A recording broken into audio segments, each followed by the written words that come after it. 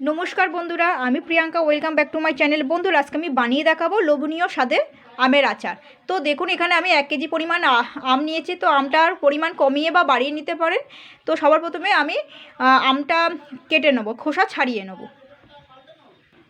तो किछुटा आम आमी केटे नियेछि। तो आमी आम काटाटा देखिए दिচ্ছি। तो एखाने आमी सामনের अंशटा आमेर सामনের अंशटा केटे बाद दिए देব। আর এইভাবে খোসাগুলো সুন্দর করে ছাড়িয়ে নিতে হবে।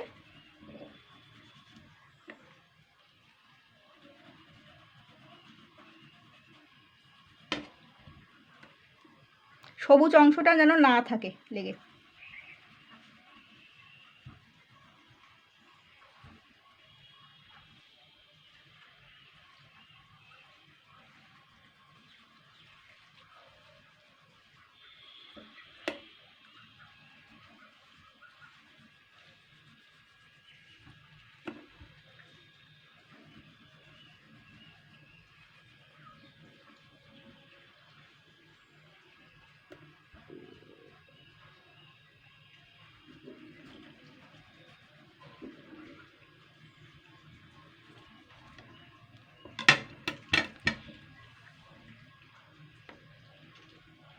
তো দেখুন আমি আমগুলো সুন্দর করে খোসা ছাড়িয়ে দুভাগ করে কেটে নিয়েছি। আর এই যে ভেতরে যে দানাগুলো সেগুলো কিন্তু ফেলে দিতে হবে।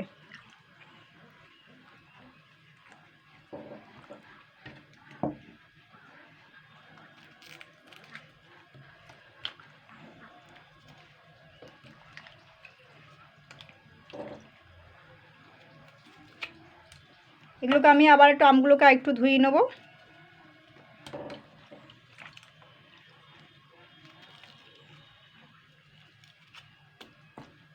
এটা আমি ছাড়িয়ে নেব। তো আমটাকে আমি 2-3 বার ভালো করে ধুয়ে নিয়েছি। আর বটিতে কাটেন বা ছুরিতে কাটেন, এটা কিন্তু জলের মধ্যে চুবিয়ে রাখতে হবে যতক্ষণ না আমের আচারটা তৈরি করছেন। তাহলে আর এরকম খালি আগলা অবস্থা রাখলে কিন্তু এই কালো কালো হয়ে যাবে। তো আমি এরকম জলের মতো আপাতত চুবিয়ে রাখছি। তো এবার আমি আমটা কেটে নেব। তো এখানে আমি 3টে আম নিয়ে নিয়েছি। আমি একই পদ্ধতিতে কেটে নেব। আমের এটা এই পেছন দিকের অংশটা এভাবে কেটে নেব। এবারে আমি কিন্তু পুরোটা করে কাট দেবো না, অর্ধেকটা করে, যতটা সরু কাটা যাবে।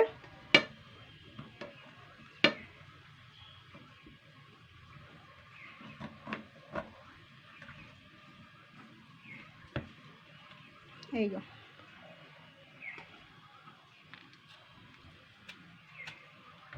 এটা নিচে ফেলে কাটাটাই ভালো, নাহলে আবার হাত কেটে যাবে।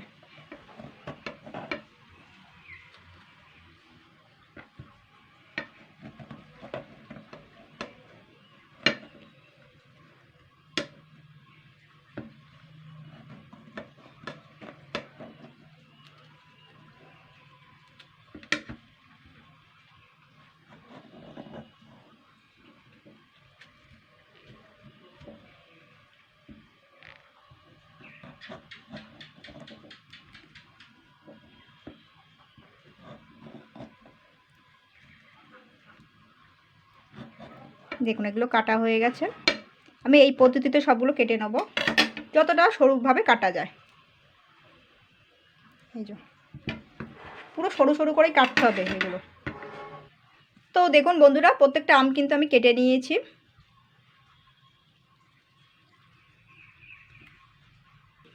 তো এখানে আমি 1 কিলো আমের জন্য আমি 25 গ্রাম পাঁচফোড়ন নিয়েছি। তো পাঁচফোড়নটা সবার প্রথমে আমি ভেজে নেব, ভেজে গুঁড়ো করে নেব। তো আমি এটা কড়াই বসিয়ে দিয়েছি, কড়াইটা গরম হয়ে গেছে। আর মশলাটাকে আমি জাস্ট 3 মিনিট মতন হালকা কড়াইতে আমি একটু ভেজে নেব। 4-5 মিনিট হয়ে গেলে অনেকটাই হয়ে যাবে। মশলা বেশি পুড়ে গেলে একদমই ভালো লাগবে না, সেই জন্য 3 মিনিট ঠিক আছে। 3 মিনিট হয়ে গেছে, ভাজা হয়ে গেছে। এবার আমি এটাকে গুঁড়ো করে নেব। তো পাঁচফোড়নটা আমি তুলে নিয়েছি। এবার আমি আমগুলো দিয়ে দেবো, চিনিটা দিয়ে দেবো। 1 কিলো আমের জন্য 500 গ্রাম চিনি ঠিক আছে, আপনারা এটা কম বেশি করে নিতে পারেন। এবার আমি এগুলোকে জাল করব। এটা কিন্তু মিডিয়াম আঁচেই করতে হবে।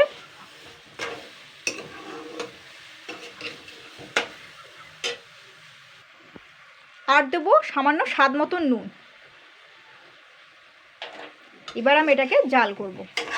এর মধ্যে কিন্তু কোনো রকম জল ব্যবহার করবো না, যেহেতু আমটা দিয়েই জল বেরোবে, চিনিটা গলেই জল হয়ে যাবে। এইভাবে জাল করতে হবে। আর ভাজা মশলা আপনাদের পছন্দ মতন দিতে পারেন, তবে পাঁচফোড়নের ওপর কোনো ভাজা মশলা হয় না। বেশি হাবিজাবি মশলা দেবেন না, পাঁচফোড়নটা দেওয়ার চেষ্টা করবেন যে কোনো আচারের সময়, হেবি সুন্দর লাগবে। এটা আমি জাল করে নেব ভালো করে। তো বন্ধুরা দেখুন আমগুলো সিদ্ধ হয়ে গেছে। তো এগুলো সিদ্ধ হয়ে গেছে, তো এবার আমি ভেজে রাখা পাঁচফোড়নটা আমি দিয়ে দেবো। আর দেবো লঙ্কার গুঁড়ো। এবার আমি এটাকে হালকা করে নেড়ে চেড়ে নেবো। এটা পুরোপুরি সিদ্ধ হয়ে গেছে দেখুন। এবার আমি গ্যাসটা বন্ধ করে দেবো।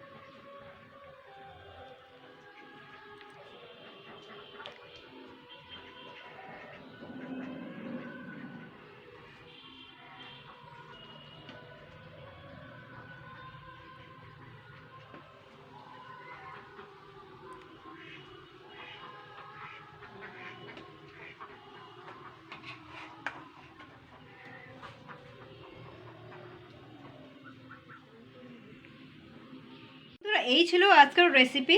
তো এইভাবে ট্রাই করবেন।